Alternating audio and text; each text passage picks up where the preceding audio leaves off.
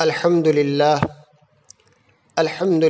وحدہ لا شریک لہ والصلاة والسلام علی محمد لا نبی بعدہ۔ معزز و مکرم سامعین کرام، بہت سے ساتھیوں کی طرف سے ایک اہم سوال کیا جا رہا ہے کہ اس سال جمعے کا دن اور 9 ذی الحجہ ایک ساتھ ہے، تو کیا ایسی صورت میں جب کہ احادیث مبارکہ کے اندر جمعے کے دن روزہ رکھنے کی ممانعت آئی ہے تو کیا عرفہ کا روزہ رکھا جائے گا؟ عزیز و دوستو، خالص جمعے کے دن نفلی روزہ رکھنا مطلقاً منع نہیں ہے، بلکہ جمعے کے دن کو موجب فضیلت سمجھ کر نفلی روزہ رکھنا مکروہ ہے۔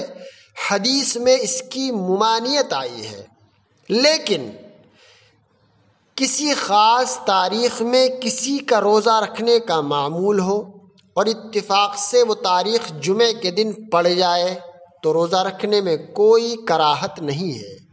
اور جن نفلی روزوں کی احادیث مبارکہ میں تاکید اور فضیلت آئی ہے، اگر یہ روزے جمعے کے دن پڑ جائیں تو حدیث میں وارد فضیلت کی بنا پر روزے رکھے جا سکتے ہیں، اس میں کوئی کراہت نہیں۔ معلوم یہ ہوا کہ 9 ذی الحجہ کے روزے کی بہت فضیلت ہے۔ احادیث مبارکہ میں جمعے کے روزہ رکھنے کی جو ممانعت آئی ہے، یہ ممانعت اس صورت میں ہے جب کوئی بلا سبب نفلی روزہ جمعے کو رکھے۔ اگر کوئی سبب ہے، جیسے اس سال جمعے کے دن عرفہ ہے یا کوئی اور ایسا دن پڑ جائے جس میں روزہ رکھنے کی فضیلت ہے، تو ایسی صورت میں جمعے کے دن روزہ رکھنا ممنوع نہیں ہے، بلا کراہت روزہ رکھ سکتے ہیں۔